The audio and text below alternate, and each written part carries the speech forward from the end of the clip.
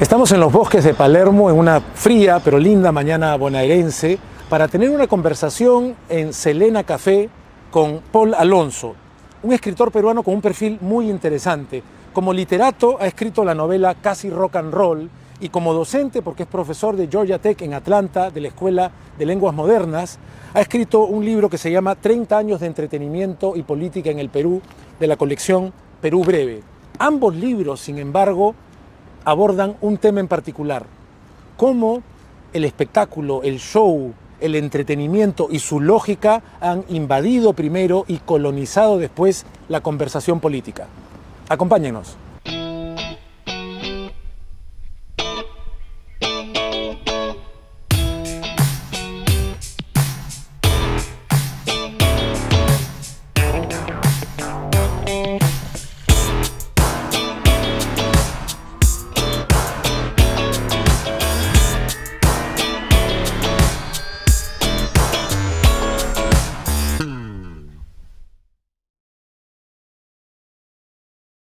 Paul, qué bueno coincidir en Buenos Aires y gracias por darnos un tiempo en aire libre para conversar.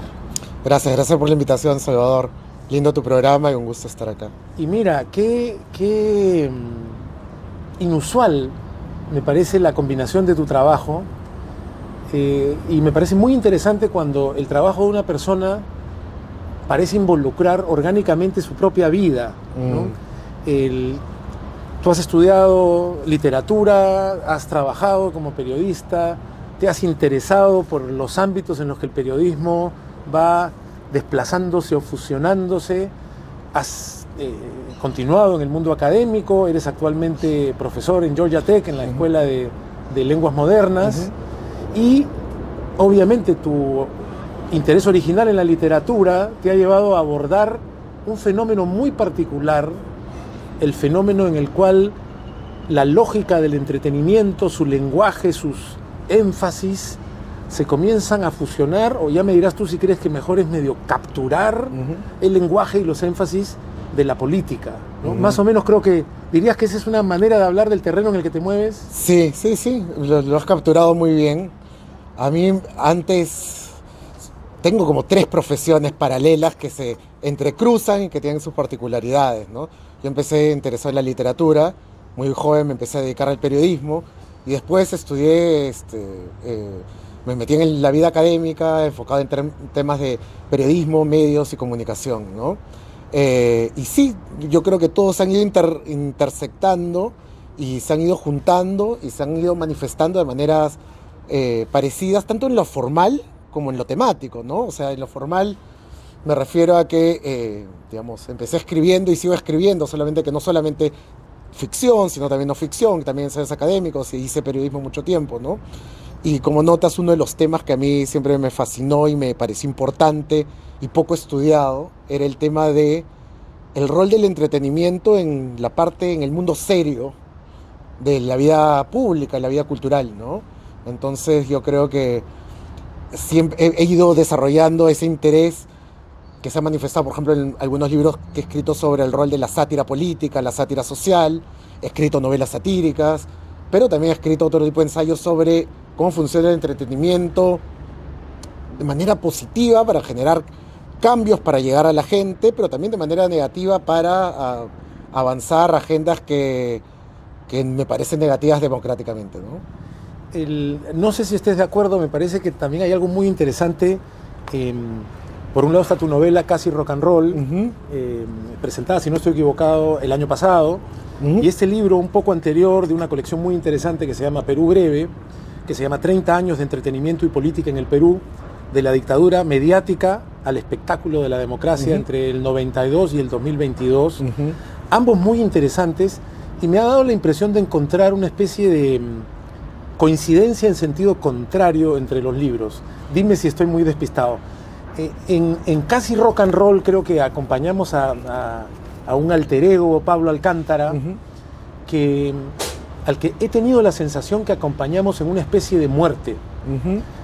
Es decir, es un periodista, pero un tipo que también por cubrir no solo el espectáculo en general, sino el rock en particular, la movida, digamos, tiene una vida de ese tipo. una vida de bohemia, una vida de excesos, de alcohol, una especie de adolescencia prolongada. Y luego hay un momento conmovedor, aunque también estremecedor, en el cual se juega directamente con la idea de una ruleta rusa, de un posible suicidio que me parece que habla de una muerte simbólica. Hay algo que muere más vinculado a la juerga, a todo lo que asociamos a una juventud un poco salvaje, y da pie a una seriedad que puede o no exigir la edad, pero que sin duda exige la paternidad. Sí. Mientras que por otro lado, perdona que me extienda, pero por otro lado, en Perú Breve, asistimos, como en otras partes del mundo, en el Perú, a la muerte, en sentido inverso, por eso decía, de cierta seriedad, de cierta cobertura de cosas más relevantes cuando hablamos de lo público y específicamente de lo político, y esta invasión de algo menos serio, que a veces tiene mucho de refrescante, pero que a veces tiene algo ya de quitarle peso a cosas que deberían preocupar a la ciudadanía.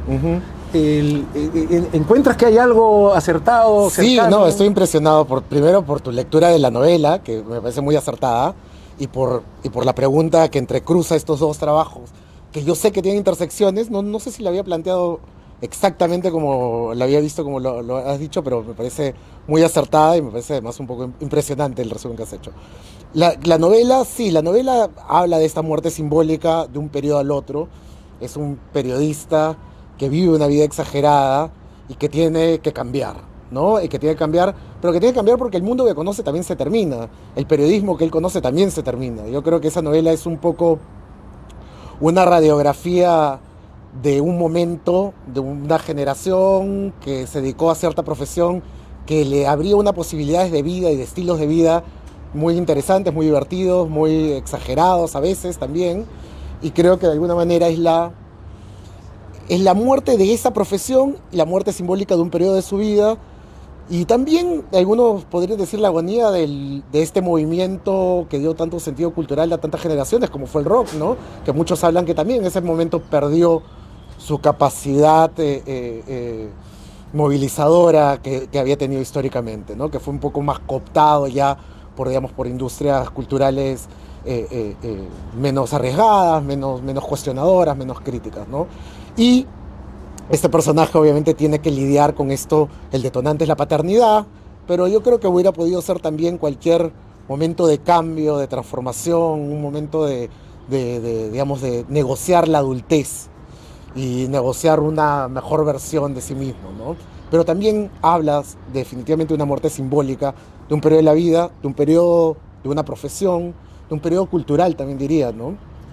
Y tú comienzas pasando al otro libro. Es muy interesante para quienes no hayan conocido el trabajo de Paul, estas dos vías que van en paralelo, y el hecho de que tú escribas en estos dos registros, ¿no? Un registro académico y un registro literario, pero de alguna forma sobre la misma experiencia. En este periodo en el que, como dices tú, mientras que en lo personal va terminando, vamos a sintetizarlo así, este adolescente nocturno, y dando paso a un adulto que mira el mundo con las herramientas que ha ido puliendo, también somos testigos de cómo, con la influencia, sobre todo el periodismo norteamericano, como lo mencionas en tu libro, el mundo del espectáculo va colonizando, de hecho usas la palabra, me parece, el mundo de la cobertura periodística de lo político, ¿no? Alberto Vergara escribe un breve prefacio y dice, él lo escribe hablando de cuando el presidente Trump asume por primera vez, y dice algo así como: mi asunción de mando ha sido lo más grande que ha ocurrido en la historia de la televisión. Y es muy interesante porque tienes al presidente de los Estados Unidos hablando no de la historia, sino de la historia de la televisión, donde él cree que ha pasado lo más importante. En nuestro país, tú comienzas hablando de cómo en la década de los 90 el espectáculo comienza a inundar y a invadir la conversación pública y política, ¿no? Sí, ese es un tema que a mí siempre me ha interesado, y es el rol del espectáculo y del entretenimiento en el discurso público, ¿no? Político, social, cultural. Y claro, esa fusión de cómo los políticos o el poder ha usado el espectáculo es antigua, ¿no? Siempre se ha usado pan y circo. Sin embargo, yo creo que toma ciertas características con la evolución de los medios de comunicación, ¿no? Hay varios artículos que trazan también los cambios culturales desde la masificación de la televisión. Yo creo que en los 90, particularmente en América Latina, pero creo que fue un fenómeno global, empezaron a crear una variedad de géneros híbridos, ¿no? Entonces, se empezaron a violentar esas barreras entre la información y el entretenimiento, por ejemplo, la cultura popular y el marketing, y fueron creándose, todo tenía que ser más o menos entretenido crecientemente, ¿no? Y creo que los políticos también lo entendieron así, ¿no? Y no es un fenómeno reciente, quizá ahora tenemos algunos que son más extravagantes, pero yo recuerdo a Berlusconi en Italia, y digamos, esta simbiosis entre política, poder y espectáculo ha venido pasando hace mucho tiempo y creo que está llegando ahora pues a un auge hasta el punto de, como dices, cuando Trump, o como dice Alberto, cuando Trump dice este es el mayor evento de la televisión, pero todavía él se refiere, como muchos otros, a este tipo de eventos mediáticos como algo más importante que lo político. Lo mediático es lo político, ¿no? Una imagen espectacular, una buena foto, un buen beat, un buen momento, una declaración altisonante, esa vez se ha convertido en el contenido más buscado de los momentos políticos, de los debates políticos, más que la argumentación, ¿no? Y veo que sí, es un proceso que ha ido increciendo, ¿no? En el Perú, particularmente, podemos ver que durante los 90, por la particular relación que tenían los medios de comunicación con el poder político, que fueron prácticamente cooptados, ¿no? Todo tipo de medios, se creó una alianza que no era solamente propagandística, ¿no? Yo creo que una de las consecuencias directas e indirectas del gobierno de Fujimori de los 90 fue que promovió el crecimiento de una industria del espectáculo que a veces era propagandística, o a veces habían géneros que no eran particularmente políticos, pero tomaban carices políticos. O sea, por ejemplo, en los programas de Laura Bozzo, ese género norteamericano del reality show, talk show, no era político necesariamente en otros lugares, pero de pronto si el presidente empieza a aparecer varias veces en el programa, o hay un programa dedicado a temas políticos enteros, empieza a tomar ese cariz, ¿no? Hasta después, en la transición democrática, programas que querían hacer periodismo investigativo, crítico, cuestionador, pero se dieron cuenta de que ese lenguaje también tenía que ser entretenido, también tenía que ser ágil, también tenía que utilizar las técnicas del videoclip, tenía que utilizar técnicas de, digamos, empezar a musicalizar los reportajes, una variedad de técnicas que vienen del entretenimiento y que no eran parte necesariamente de el bagaje y las herramientas periodísticas tradicionales, ¿no? Entonces, yo creo que ha sido una retroalimentación entre el mundo digamos, de la información seria o la información relevante y del entretenimiento, que ha sido una constante simbiosis, ¿no? Esto que recién mencionabas, Paul, de cómo algunos lenguajes pensados originalmente para un género en particular del entretenimiento fueron tomándolo todo. El otro día lo estábamos conversando un poquito también. Llevan inmediatamente a pensar en Marshall McLuhan y una de sus frases famosas de cómo, en contra de la idea, digamos, más tradicional de que la comunicación se explica por un emisor, un medio, un receptor y un mensaje que atraviesa el medio, que siempre pone el énfasis en la comunicación, en la idea de que el mensaje es lo que importa. McLuhan, con muchísima lucidez, dice: no, lo que importa es el medio. Su frase era: el medio es el mensaje, claro. En el sentido, lo que verdaderamente altera la vida en sociedad y que puede ayudarte a separar una época de otra es cuál es el medio predominante. ¿Tú sientes entonces, o estarías de acuerdo en decir que el uso de la televisión, específicamente en el Perú en los 90s, siendo un medio que está vinculado al show, al espectáculo, al entretenimiento, hizo que nuestra política se acentuara en el sentido del entretenimiento, lo sensacionalista, ¿no? Lo más cercano al tabloide, como mencionas en el libro? Sí, claro, ¿no? Yo creo que los 90s fueron además un momento muy particular en el que en el Perú confluyeron dos fenómenos, uno local y uno global, ¿no? Había una tendencia global al entretenimiento o al infoentretenimiento o estos géneros que que tenían ciertas características destinadas a resaltar lo espectacular, a llamar la atención, etc.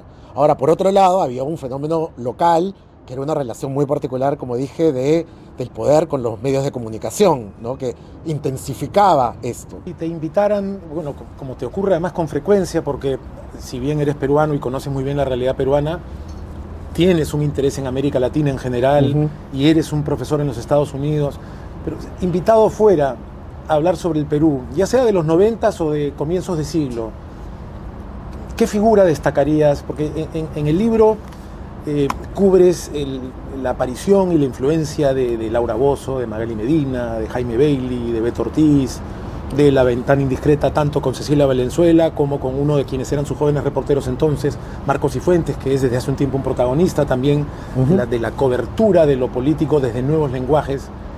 ¿Con qué figura comenzarías a hablar para entender un poco lo que pasa en la comunicación política peruana mezclada con el entretenimiento? Bueno, yo siempre he visto en la historia de los medios y de estos personajes también como un continuum, ¿no? Pero yo creo que Bailey ha sido una figura central en la evolución de la televisión peruana, ¿no? Desde el comienzo de su carrera y después, incluso con sus diferentes momentos y opiniones políticas que a veces han sido divergentes o contradictorias, creo que el lenguaje que le trajo a la televisión fue muy renovador, cumplió un rol importante, ¿no? En cambiar la manera en que se hablaba en televisión, como te digo, a veces para bien, a veces quizás no tanto para bien, ¿no? Pero es un personaje remarcable y además creo que probablemente internacionalmente uno de los más visibles, ¿no? ¿Tú dirías que, dada la influencia de décadas primero de la televisión, a través de ella, siguiendo a McLuhan, si el medio es el mensaje y este medio lo que quiere es vender desde el show, desde el espectáculo, nos han hecho ver cada vez más el mundo, incluida la política, como un show y por lo tanto evaluarla de acuerdo a sus parámetros? Sí, totalmente, ¿no? Yo creo que, digamos, la política se ha convertido en un espectáculo además que a veces tiene quiebres narrativos más interesantes que muchas otras narrativas que hay, ¿no?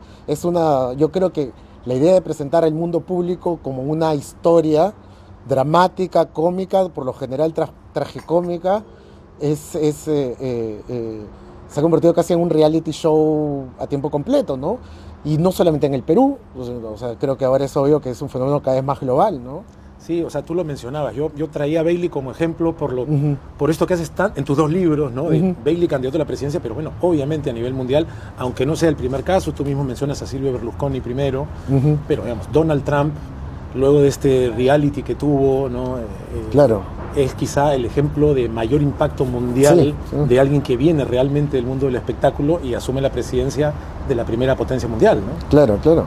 Sí, no, más bien uno puede ver el cambio, si ves en los 90s, esta suerte de neopopulistas que eran, o sea, por ejemplo, que se dieron cuenta del poder de la televisión. Fujimori en el Perú, pero Menem acá en Argentina era un personaje también televisivo y que era muy consciente de los medios. Eran, yo creo que ese tipo de presidentes de los 90s muy televisivos y que entendían el rol de los medios y que trataban de adaptarse, pero que finalmente venían de otro mundo. Yo creo que cada vez más estos personajes de poder ya vienen de ese mundo, ¿no? O sea, salen de ahí, ¿no? De alguna manera su formación es mediática. Hablamos un poco de la influencia de la televisión, pero claramente la época del reinado de la televisión como tal, por no hablar de la prensa escrita, parece ya estar entrando en el terreno de la historia, ¿no? Quedándose un poquito. Y lamento no recordar los nombres exactos, pero hace poco escuché un podcast en el que había un autor que decía que malentendemos la democracia como un sistema político y que lo que sostenía es que la democracia es en realidad un sistema comunicacional y que el cariz que tome la democracia en diferentes periodos depende de cuál sea el medio predominante. Y decía algo así como: Ronald Reagan nunca habría sido presidente de los Estados Unidos en un país donde no predominara la televisión. Un tipo carismático, atractivo, actor de Hollywood, en un medio como el televisivo, podía trascender. Antes del reinado de la televisión, más bien la predominancia de la radio y la prensa escrita hacía que candidatos que tuvieran más posibilidades fueran aquellos que argumentaban con mayor profundidad, con mayor longitud, que pudieran elaborar oralmente o por escrito.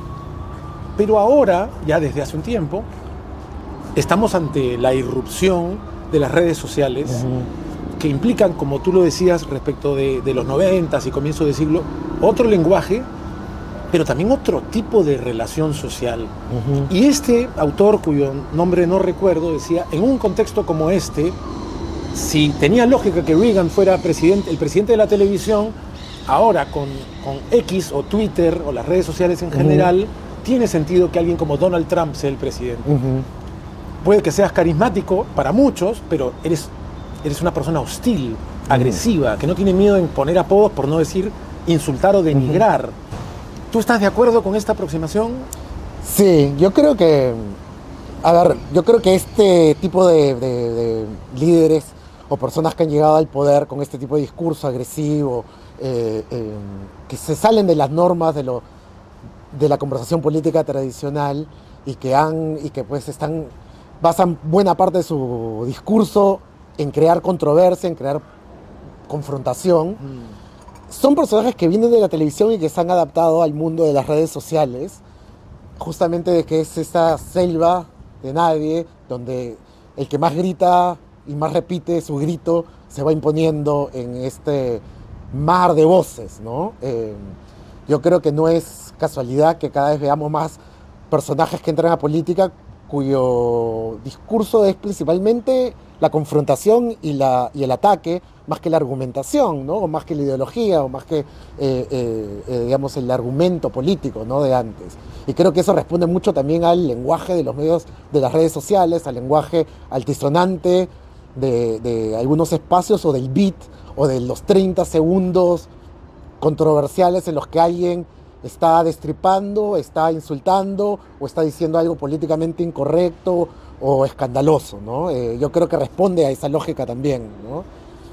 ¿Tú estarías de acuerdo en decir que cuando teníamos el predominio de la televisión, en muchos países 1, 2 o 3 canales predominantes, esto por supuesto no dejaba espacio para muchas voces? Tenías que ser alguien que el canal tomara o invitara para poder ser escuchado, a menos que llegara por la radio o por la prensa. Hoy eso ha desaparecido con la infinitud de posibilidades que dan, si bien hay competencia. ¿Tú crees que este mundo en el que el auge de movimientos políticos extremos, ya sea de izquierda o de derecha, que antes estaban en los márgenes, sus voces eran más bien marginales, ¿crees que algo se debe al predominio de redes sociales como Twitter? Mira, yo creo que antes de contestar eso, hay un debate antiguo que creo que viene desde la televisión, ¿no? Desde la masificación de la información y digamos, la cultura compartida por los medios masivos. Y es que siempre ha habido el debate entre, bueno, estamos con estas nuevas plataformas o tecnologías, ante una democratización de la cultura y de la información, o más bien ante una estupidización colectiva de la gente, ¿no? Ese es el debate. Estamos democratizando, ahora todo el mundo puede hablar y todas las voces se pueden escuchar realmente, o más bien todo el mundo ahora comparte una ignorancia mayor y todo el mundo simplemente encuentra el lugar donde tienen eco las 2 o 3 ideas controversiales que quiere repetir. Yo creo que ese debate siempre ha estado y hoy se muestra más en el lenguaje de las redes sociales, y creo que es curioso ver que a la hora de democratizar o de dar esta amplitud, los discursos más extremos son los que terminan erigiéndose, ¿no? Es decir, quizás no sé qué nos dice de este momento cultural, de este momento de la historia en el cual, dada la oportunidad a todos de ofrecer sus ideas, la gente que recibe más atención en este momento me parece que son los que están gritando más desde cualquier lado político, ¿no? Y quizá, no sé si estés de acuerdo, hay un elemento que me parece adicional, que es que, por supuesto, si tuviéramos un solo medio de comunicación, la proclividad que tendríamos a un régimen autoritario, uno diría, es mucho mayor, ¿no? Un régimen totalitario donde hay una sola voz, una sola verdad. Pero encuentro que hay 2 consecuencias que me parecen indeseables para la vida en comunidad y la vida política, por supuesto, que son la polarización, por un lado, que me siento de acuerdo con lo que tú dices, voces marginales y muy gritonas comienzan a monopolizar la discusión y entonces esto es una competencia de hostilidad, esa polarización. Pero también hay un elemento que encuentro de fragmentación. Es decir, si bien es democrático, yo creo que pueden coexistir, es democrático que haya espacio para más voces y eso es saludable, la fragmentación da la impresión de que ha acabado fragmentando no solo la conversación, sino, por ejemplo, la verdad. Claro. Ya claro. podemos tener cada quien su verdad. Sí, ¿no? O sea, eso sí, creo que estamos comenzando a ver cuál es el precio de eso, ¿no? Sí, sí, no, estoy totalmente de acuerdo, ¿no? Hay la polarización que ha llegado a límites, en los últimos 15 años ha habido una polarización creciente globalmente, ¿no? Y que la experimentamos en el Perú, acá en la Argentina, en Estados Unidos, yo la he visto crecientemente, ya no hay, y además cada vez se ha perdido más el lenguaje, un lenguaje de debate y de comunicación, ¿no? ¿Es un lenguaje de ataque o es un lenguaje de veo y escucho a los que piensan como yo, ¿no? Y ahí esa polarización lleva a esa fragmentación que dices, ¿no? Que a mí me parece peligrosa para la comunicación democrática. Al mismo tiempo creo que todos lo usamos. Es decir, yo prefiero también ver tu programa y no estarme viendo a los 10 streamers que están generando contenidos todo el tiempo y prefiero fragmentarme en ese pequeño mundo que todavía genera contenidos que a mí me interesan, ¿no? De alguna manera creo que es ineludible participar de esa fragmentación, ¿no? Para lo que sea no sé si veo un lugar fuera de esa fragmentación ya en el discurso público. Sí, yo también tengo una sensación de que hay que tratar de buscar un equilibrio entre la lucidez y tratar de observar lo que está pasando, incluidos procesos que parecen llevarnos en una dirección terrible, con una actitud un poco más serena, de decir, bueno, hemos estado varias veces en la historia de la humanidad, entre comillas, fines del mundo, donde todo se está yendo al diablo, nada se queda quieto y nos reinventaremos. Paul, he disfrutado mucho de leer, como te decía, una inusual combinación desde la literatura y el rock y la música hasta el mundo académico, para hablar, para darle una mirada a estos años en las que efectivamente muchas cosas han ido desapareciendo y otras cosas nuevas han ido apareciendo. Quiero agradecerte por esta conversación, muy especialmente ahora que la temperatura en Buenos Aires ha comenzado a bajar drásticamente, aunque este es un lugar precioso. Recomiendo tus libros, agradezco tu tiempo, espero que nos encontremos más y muchas gracias por estar con nosotros en Aire Libre. Muchas gracias, Salvador. Hasta pronto, espero. Sí, de todas maneras.